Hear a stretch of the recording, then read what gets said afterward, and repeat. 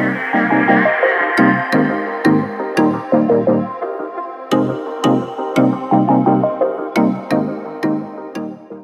वालेकुम, good afternoon everyone. मेरा नाम doctor Mohammad Akram Qureshi, pulmonologist, Hope Chest Hospital. अल्हम्दुलिल्लाह आज हॉस्पिटल स्टार्ट होकर 1.5 ईयर हुआ है। हम लोग इनिशियली स्टार्ट किए थे एज ए चेस्ट हॉस्पिटल, क्योंकि मैं पल्मो रहने से चेस्ट हॉस्पिटल, और मेरा ऑलवेज़ फोकस रहा है कि सिंगल स्पेशलिटी से केयर अच्छा मिलेगा, तो स्पेशलिटी वाइज ट्रीट होने में अच्छा लगेगा। तो इसीलिए पहले जो स्टार्ट किए थे हम लोग होप चेस्ट हॉस्पिटल, तो अल्हम्दुलिल्लाह बहुत अच्छा रिस्पांस और लोगों को खिदमत का भी मौका मिला। हमको पेशेंट को बहुत सर्व करने का मौका मिला। पेशेंट कई हमसे फ़ायदा भी लिए, हम भी पेशेंट से अच्छा हमको रिस्पांस मिला। इसी के बाद अभी फ़िलहाल के लिए नेक्स्ट एक स्पेशलिटी हम लोग हॉस्पिटल में ऐड कर रहे हैं, वो है न्यूरो साइकेट्री। इसको लीड करेंगे डॉक्टर अमल शरीफ, जो she is female psychiatrist over here. I'll hand over to doctor Amal Sharif. Doctor Amal Sharif हूँ, consultant psychiatrist, Hope Chest and Neuro Psychiatry Hospital पे।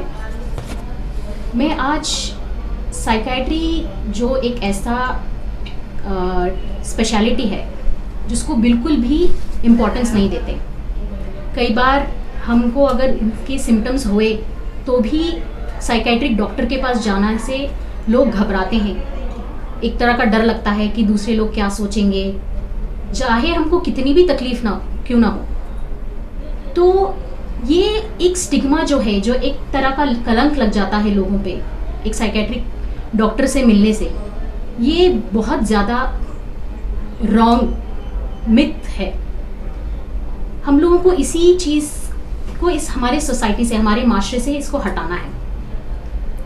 जैसे कि एक प्रॉब्लम रहता है डिप्रेशन का।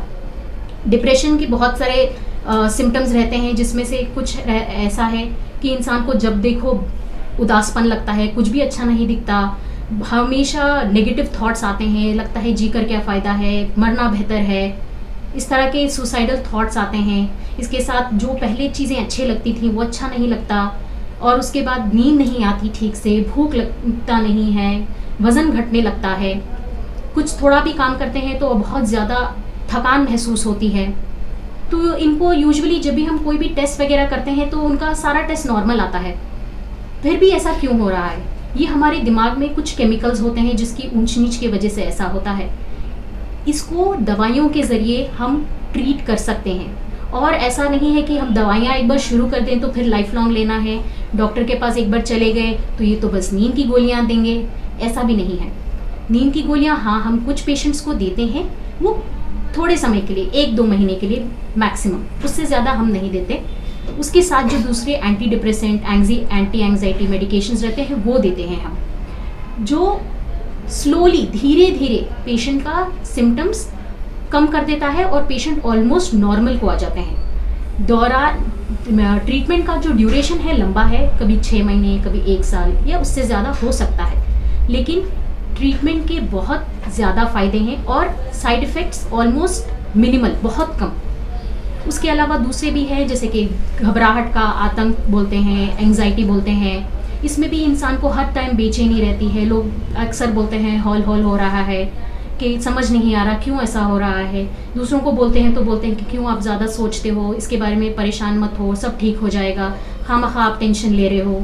लेकिन उनको सच में ऐसा हर समय होता रहता है और उनको समझ नहीं आता कि हम क्या करें, और वो रिलैक्स नहीं कर पाते हैं। इसके साथ उनको कभी छाती में दर्द होता है, कभी सांस लेने में दिक्कत होती है, कभी बहुत ज़्यादा होता है जिसकी वजह से उनको ऐसा लगता है कि कहीं मेरे को हार्ट अटैक ही आ गया होगा, और उसको हम बोलते हैं पैनिक अटैक, जिसमें वो यूजुअली फिजिशियन के पास, कार्डियोलॉजिस्ट के पास लेकर जाते हैं। यहाँ पे भी सारे टेस्ट नॉर्मल होते हैं, कभी कभार टेस्ट नॉर्मल है, कुछ नहीं है, आपको बोलकर वापस भेज देते हैं। लेकिन बहुत इंपॉर्टेंट है कि इनको साइकाइट्रिस्ट के पास, माहिर नफ्सियाती डॉक्टर के पास भेजा जाए, और इनको कम्प्लीटली इवैल्यूएट करके, अगर जब ज़रूरी है कि हमको लगता है ये डिसीज़ लेवल पर है, तो इनको ट्रीट भी करना चाहिए। अगर इसके साथ एक है साइकोजेनिक पेन। साइकोजेनिक पेन मतलब इंसान को यूजुअली कुछ भी जब दर्द होता है तो हमको कुछ, अगर हाथ में फॉर एग्जांपल कहीं हाथ लग गया या कहीं सुई चुभ गई तो कुछ रीज़न से, कोई कारण की वजह से हमको दर्द होता है। लेकिन साइकोजेनिक पेन जो हम बोलते हैं, कुछ कारण नहीं रहता, इसमें भी सही सारे टेस्ट नॉर्मल आते हैं, लेकिन फिर भी उनका जो दिमाग है उसको पेन की तरह महसूस करता है। इस चीज़ के लिए भी हमको उनको इवैल्यूएट करना पड़ता है। यूजुअली अंडरलाइन डिप्रेशन भी हो सकता है, एंजाइटी भी हो सकती है, या कोई और तरह का मानसिक या नफसियाती बीमारी हो सकता है। लेकिन इन दर्दों को हम जब टेस्ट नॉर्मल हो जाता है, ये बोलते हैं कि ये तो बस खामखा ड्रामे कर रहे हैं, या अपनी जो रिस्पॉन्सिबिलिटीज़ है उसको नहीं पूरा करना चाह रहे हैं, इसलिए हम उनको क्या बोलते हैं, इग्नोर करते हैं। ऐसा नहीं करना चाहिए। इसके लिए कंप्लीट इवैल्यूएशन के साथ जो प्रॉब्लम हो रहा है, हमको ढूंढना चाहिए कि क्या ऐसा मेजर स्ट्रेसेस है जो इस स्ट्रेस, मानसिक मेंटल पेन की वजह से फिजिकल पेन में कन्वर्ट कर रहा है। उनको मैनेज करने के लिए, उनको आइडेंटिफाई करने के लिए उनकी मदद करनी चाहिए, और अगर ज़रूरत पड़े तो दवाइयों का इस्तेमाल करके उनको ट्रीट भी करना चाहिए। ऐसे कई और सारे मानसिक प्रॉब्लम्स हैं, जैसे कि OCD बोलते हैं, ऑब्सेसिव कंपल्सिव डिसऑर्डर। उसके साथ हमारा अपना साइकोसिस है, जिसको हम बोलते हैं पागलपंती की बीमारी, उसका भी इलाज है। और कभी कभी सेक्सुअल रिलेटेड प्रॉब्लम्स होते हैं, उसका भी ट्रीटमेंट है। और कभी बच्चों के रिलेटेड ADHD का प्रॉब्लम, ऑटिज़म का प्रॉब्लम, ऐसी कई सारी और मानसिक प्रॉब्लम्स हैं, मेंटल इलनेसेस हैं, जिनको ट्रीट करने से पेशेंट्स बेहतर फील करते हैं और ऑलमोस्ट कम्प्लीटली क्योर हो जाते हैं। तो आपके आसपास ऐसे कोई भी पेशेंट्स हैं, या आपको खुद ऐसी कोई प्रॉब्लम्स हो रही हैं, तो आप ज़रूर कोई साइकेट्रिस्ट के पास आकर दिखाइए। हम यहाँ पे Hope Chest and Neuro Psychiatry Hospital में अवेलेबल हैं। मैं यहाँ पर 5 to 7 PM daily Monday to Saturday available हूँ, तो आप अपना ख्याल रखिए। जैसा कि मैम ने अभी एड्रेस किया है, सारी चीज़ें बोली है जो बहुत कॉमनली देखी जा सकती है हमारी सोसाइटी में। बहुत लोग आते हैं, मेरे पास भी जब मैं देखना आता हूँ तो बहुत सारे पेशेंट्स अपने लिए बोलते हैं कि ये नेगेटिव थॉट्स आना या फिर डिप्रेशन, ये सारी चीज़ें ये बहुत कॉमनली है। आजकल का स्ट्रेस लाइफ इतनी हो गई है हम सब की, तो इसमें ये कॉमनली देखा भी जा रहा है।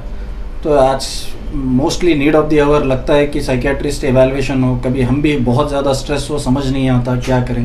तो मैडम ने जो भी बोला है, आज वक्त की ज़रूरत मुझे भी लगती है कि ऐसा हम आतराफ में बहुत लोग को देखते हैं ऐसे जो सिम्टमेटिक है, बट उनको पता नहीं है कि किसके पास जाएं। अब कई लोग बोलते हैं कि बाबा वो ये सारी चीज़ें चलती हैं, लेकिन मसला है ट्रीटमेंट का, तो वो वहाँ तक सही अप्रोच नहीं होता। या फिर गए नींद की गोली ले लिए, ऐसा कर लिए, अपने वक्तिया तौर पे मेडिकल से ले लिए, ऐसा बेचैनी हो रही, ये सब सारी चीज़ें बस कुछ नहीं, बस बीमारी को बढ़ा रहे हैं। उससे काफ़ी हद तक नुकसान ही होता है, फ़ायदे से कम नुकसान ज़्यादा होता है। या फिर लास्ट अल्टीमेटली यही बाबा का रोल आ जाता है। यहाँ वहाँ जाकर लोग परेशान हैं, उनको पता नहीं है कि किससे कंसल्ट करें, क्यों करें, क्या। या फिर अब ऐसे तो रहिए कि अपने किसी एक पर्सनल डॉक्टर से कंसल्ट करें कि मुझे ये प्रॉब्लम है। अक्सर ये प्रॉब्लम शेयर नहीं किया जा सकता, करते ही नहीं है बहुत सारे लोग, उनको कैसे बोलें, इसमें पता नहीं चलता कि किसको क्या सुना है। तो हर किसी का अपना एक फिजिशियन में कोई अपना ख़ास डॉक्टर होता ही है, उसके सामने रखिए ताकि वो आपको बताए कि ये ऐसे भी हो सकता है, ये इनसे कंसल्ट करो। मेन चीज़ है कि बताई नहीं जाती है। और रहा मेरा स्पेशलिटी एज ए पल्मोनोलॉजिस्ट, अल्हम्दुलिल्लाह हम लोग यहाँ पर स्टार्ट कर 1.5 ईयर हुआ, यहाँ एक सर्विस दे रहे हैं। दमे से रिलेटेड, आस्थमा रिलेटेड और निमोनिया रिलेटेड, कॉफ और फीवर, ब्रोंकोनिमोनिया, ये सारी चीज़ें। इसके बाद हो गया कुछ हवा भर गई, चेस्ट में पानी भर गया, या फिर चेस्ट इंजरी हो गई, चेस्ट ट्रॉमा, एक्सीडेंट होकर हो गया, तो इसका सारा यहाँ पर अल्हम्दुलिल्लाह हम लोग देखते हैं, यहाँ सर्विसेज देखते हैं। और बहुत सारी चीज़ें जैसा कि टेस्ट के एवेलुएशन से यहाँ एक ब्रोंकियोस्कोपी है जो लंग में जाकर देखने के लिए कि क्या प्रॉब्लम है क्या नहीं, जो अल्हम्दुलिल्लाह बिदर में हमारे पास पहली चीज़ है। बिदर में किसी हॉस्पिटल में हम लोग करते हैं ये चीज़, तो काफ़ी अच्छा रिस्पांस मिला हमको बिदर में स्कोपीज़ का। उसके बाद PFT बोलकर होता है जो हमारे हॉस्पिटल में है, बिदर में कहीं नहीं। उसके बाद ABG मशीन, सारी हम लोग बहुत ही डायग्नोस्टिक जो है पेशेंट से रिलेटेड डायग्नोज होकर जाता है। तो अल्हम्दुलिल्लाह हमारा इरादा भी ऐसी है कि पेशेंट को जो चीज़ है उसको पता चले कि ये क्यों हो रहा है, रेस्पिरेटरी है तो इसको क्यों हो रहा है, इसको हम डायग्नोज कर भेजते हैं। तो ये सारी चीज़ें हम लोग यहाँ सर्विसेज दे रहे हैं। और अंडर वन रूफ पहले चेस्ट था, अभी के लिए जो है न्यूरो साइकेट्री भी ऐड हुआ है। अल्हम्दुलिल्लाह, अल्लाह ने चाहा इंशाल्लाह हम बहुत जल्द अपना एक मल्टी स्पेशलिटी की साइड जाएंगे, लेकिन इरादा तो यही है कि एक कम सर्विसेज बेटर सर्विसेज दें, ताकि पेशेंट तब आए तो उसके लिए डायग्नोज होकर जाए कि इसको क्या हो रहा है, क्यों हो रहा है, किस लिए वो परेशान है, इसको डायग्नोज तो हो जाए। तो इरादा तो ऐसे ही था। अभी एक नेक्स्ट स्पेशलिटी न्यूरो साइकेट्री भी ऐड हुई है। हमारा होप चेस्ट हॉस्पिटल जो है बिहाइंड नंदी पेट्रोल पंप, और just behind Nandi petrol pump हम लोग का हॉस्पिटल है जो 24/7 अवेलेबल है। और यहाँ का एड्रेस इंशाल्लाह मैं शेयर कर दूंगा आप लोग के साथ। मैडम का कंसल्टेशन फीस क्या रहेगा सर? मैडम का कंसल्टेशन फीस रहेगा जो नॉर्मली चल रहा है 300 वो रहेगा सर। टाइमिंग्स क्या रहेंगे मैडम? टाइमिंग मैडम के जो है 5 to 7 रहेंगे, और अगर से इनकेस इमरजेंसी रहा तो मैम कॉल अटेंड करेंगे। एवरीडे रहेंगे मैडम? एवरीडे रहेंगे sir, Monday to Saturday, Sunday एक दिन हॉलीडे रहेगा।